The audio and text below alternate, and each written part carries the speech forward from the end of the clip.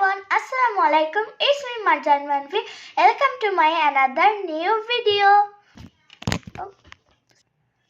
তো আজকে আমার অনেকদিন পরে আমার পরীক্ষা শেষ হয়েছে, এই জন্য আমি অনেকদিন ধরে ভিডিও দিতে পারছিলাম না। তো এখন ফাইনালি আমার পরীক্ষাটা শেষ হয়ে গিয়েছে, আর তোমাদের এখন থেকে আমি আবার নতুন নতুন ভিডিও দেব। তো আজকে আমি তোমাদের বানিয়ে দেখাবো আরেকটা স্লাইম। তো চলো ভিডিওটা স্টার্ট করা যাক। তো এই দেখো কতটা পারফেক্ট স্লাইম হয়েছে। আমি এর আগের ভিডিওতে তোমাদের বলেছিলাম যে আঠার অ্যাক্টিভিটার মিক্স করে যে স্লাইমটা হবে, আমি ওইটা তোমাদের রেসিপিটা শেয়ার করব। আজকে স্লাইমটা বানানোর জন্য আমরা ইউজ করব আঠা আর অ্যাক্টিভিটার। এই দুটো কিন্তু মিক্স করে আমরা সুন্দর একটা স্লাইম পেয়ে যাব। তো আমরা কিন্তু অ্যাক্টিভিটারটা হোমমেড তৈরি করব। তো চলো আমরা ফার্স্টে অ্যাক্টিভিটারটা তৈরি করে নিই। তো অ্যাক্টিভিটার বানানোর জন্য আমাদের লাগবে এরকম খালি যে আঠার কেস আছে ওইগুলো।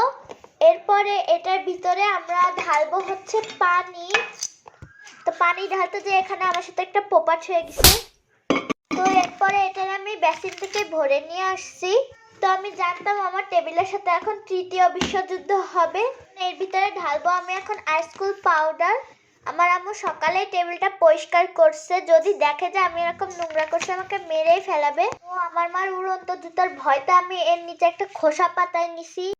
তো এই আইসকুল পাউডার ঢালার এই পার্টটা অনেক ডিফিকাল্ট, আর আমি না অনেক বেশি আইসকুল পাউডারটা ঢেলে ফেলছিলাম। আর তোমাদের একটা কথা বলে রাখি, স্লাইম যদি অনেক নরম হয়ে যায় তখন কিন্তু গাদাখানিক আইসকুল পাউডার ঢালবে না, কারণ আইসকুল পাউডার গাদাখানিক ঢাললে কিন্তু এমনি একটু ঢাললেও কিন্তু এটা একদম হার্ড আর পাথরের মতো হয়ে যাবে আর ঠিক হবে না। তো সবসময় চেষ্টা করবা অ্যাক্টিভেটর দিয়ে এটা ঠিক করা। যদি নরম হয়ে যায়, সেটা যদি সম্ভব না হয় তাহলে তখন হালকা 2-3টি একটু ওই আইসকুল পাউডারটা দিতে পারো। তো এরপরে আমাদের ঢালা হয়ে গেলে যে আমরা ভালো করে ঝাঁকিয়ে নেব। তো এখানে আমার সাথে মেন পোপারটা হয়েছে, আমি অনেক বেশি আইসকুল পাউডারটা দিয়ে ফেলছিলাম। আর এরকম যখন টেবিলটা নোংরা হচ্ছিল আমি এরকম তাড়াতাড়ি ন্যাকড়া দিয়ে পরিষ্কার করে ফেলছিলাম, এটা যাতে আম্মুর উড়ন্ত জুতা থেকে বাঁচতে পারি। তো আমি যখন প্রথমবার এই অ্যাক্টিভিটির ভিতরে এই যে আমি এই ক্লিয়ার গ্লুটা ইউজ করতেছি, তো আমি এখানে হার্ডবোর্ডের উপরে ইউজ করতেছি, কারণ যদি টেবিলটা নোংরা হয় আমার আবার উড়ন্ত জুতোর বাড়ি খেতে হবে। তো এই যে যা বলতেছিলাম আর কি, হার্ডবোর্ডের উপরে অ্যাক্টিভিটারটা দেওয়ার পরে যখন আঠা দিয়ে আমি এটা গুলালেই তো স্লাইম হয়ে যায়। যখন এটা মিক্স করছি তখনই এটা কেমন জানি আটার দলার মতো হয়ে গিয়েছে, অনেকটা বেশি রাফ। আমি তোমাদের একটু আগেই যে বললাম যে এই অ্যাক্টিভিটারটা দিয়ে এটা শক্ত করতে, আর আইসকুল পাউডারটা না ইউজ করাই ভালো, যত না ইউজ করা যায় ততটাই ভালো হয়। তো এখানে তো আমি ভাবছিলাম কি হার্ডবোর্ডের উপর করলাম বলে কি এটা এরকম আটার দলা হয়ে গেল কিনা। পরে আমি আবার টেবিলের উপরে এক্সপেরিমেন্ট করে চালাইছি যে এটা কেমনে হয়, এই যে এমনি আটার দলা হয়ে গেছে, এটা আজাইরা জিনিস। তো আমার এই আঠাটাই বৃথা, খালি খালি কষ্ট করলাম এটা পিছনে। তো এরপরে এটা থেকে ফেলে দিয়ে আরও বেশি করে পানি নিয়ে আসছি।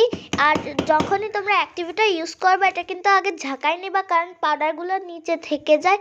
তো এই যে অ্যাক্টিভেটারের ভিতরে 2-3 ফোঁটা মানে এই গ্লুটা দিতে হবে। আমি এই ফেভিকলের এই ক্লিয়ার গ্লুটা দিয়ে স্লাইম বানাচ্ছি, আর তোমরা চাইলে ওই সাদা কালার ফেভিকলটা দিয়েও বানাতে পারো, কিন্তু ওটা দিয়ে আমি অবজার্ভ করব বেশি একটা ভালো হয় না। আমি তো এই জন্য ওটা কোয়াইট করার চেষ্টা করি যত সম্ভব।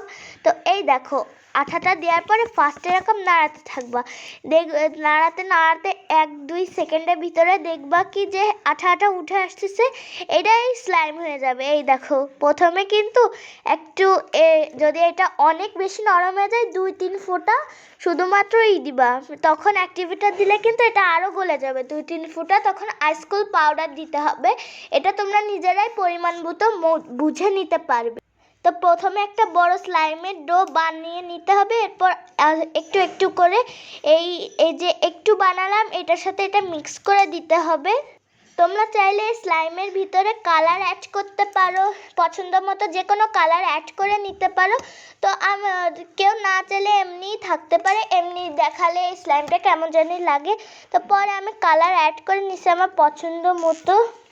তো এই যে এখানে আমি আরও অ্যাক্টিভিটার দিয়ে বানাচ্ছি, তোমরা ভিডিওটা দেখতে থাকো।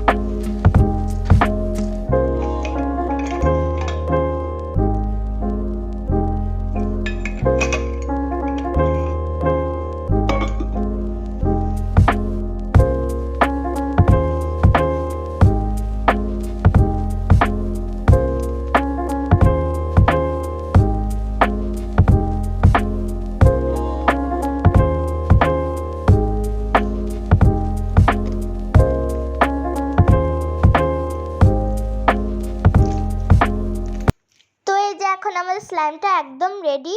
স্লাইমের ভিডিওটা তোমাদের কাছে কেমন লেগেছে তাড়াতাড়ি কমেন্ট বক্সে জানাও।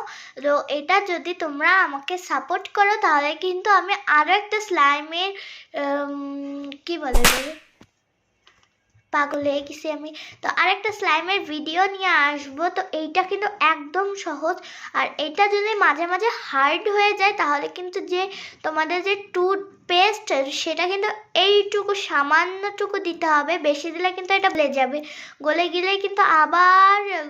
গেলে আবার ঠিক করা যাবে, কিন্তু সেটা একটু হার্ড হয়ে যাবে, এরকম আর সফট হবে না। এখন যেরকম চটকালেই হচ্ছে এরকম আর সফট থাকবে না। তো এইটুকু সামান্য টুথপেস্ট ইউজ করতে হবে।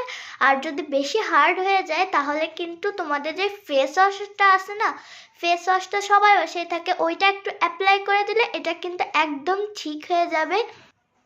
তো আজকের ভিডিওতে এই পর্যন্তই, দেখা হবে অন্য কোনো ব্লগে বা মিনি ব্লগে। আজকের মতো বাই।